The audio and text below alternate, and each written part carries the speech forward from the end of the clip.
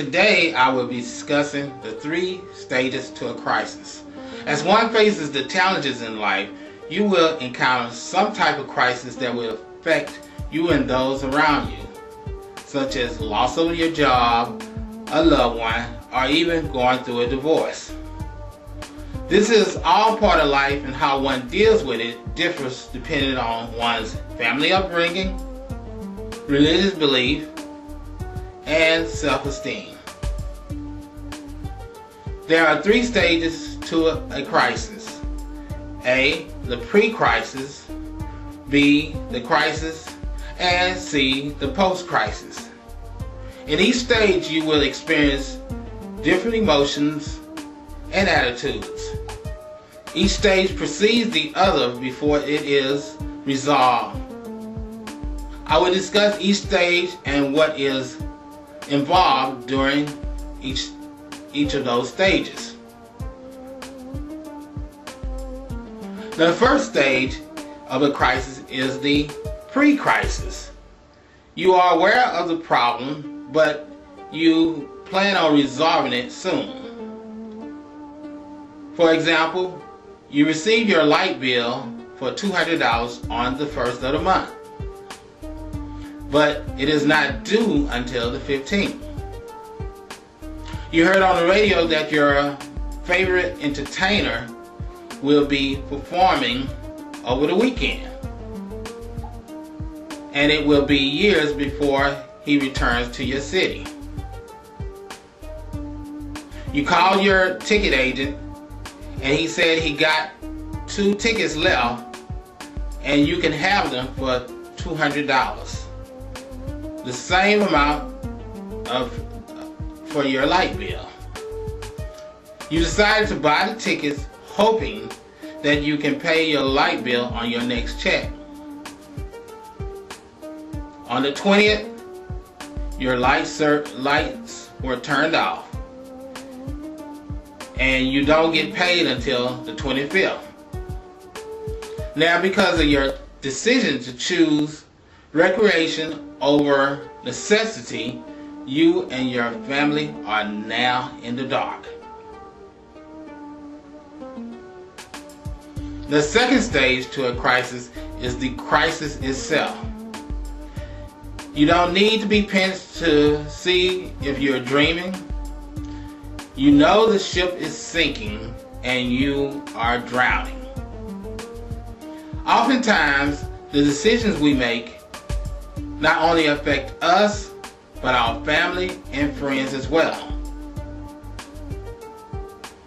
When we don't seek God for guidance and wisdom, we will find ourselves shipwrecked. And like on Gilligan's Island, it may take years to be rescued.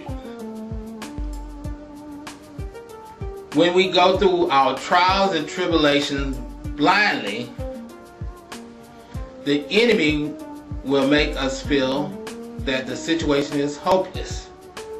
If we do what is required of us, God will take care of the situation. You may have gotten a foreclosure notice that the home that you have worked hard for years to provide a safe and happy environment for your family will soon be auctioned off. You have been making payments timely and never have gotten behind, but because of a bad economy, you were laid off by your employer. This is a situation you had no control of, so just trust and believe that God will work it out, as well as try to work something out with the mortgage company. Sitting around and complaining will not get you anywhere.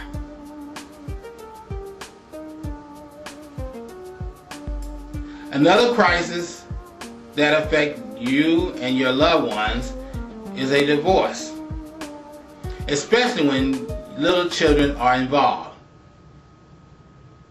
Divorces can be very costly and emotional. If you don't have a strong spiritual background, you may not recuperate as fast. The key to surviving a divorce is prayer, of course, and forgiveness. That may not have been, in other words, the person that you were married may not have been the person that God had in mind for you, because you all were unequally yoked. But God allowed you to experience what it was like to be with someone that was unequally yoked. So if you got a second chance, that you would consult God before going down the aisle again. The more we forgive others, the more God blesses us. After all, He forgives us for our disobedience in following His instructions. And they're always to benefit us spiritually. The last stage is the post-crisis. At this stage, you should have gained knowledge and experience about your situation.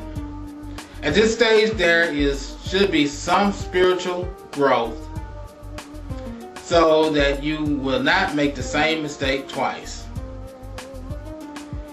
And of course, you are in a position to share your experience with others, so they may not make those mistakes as well.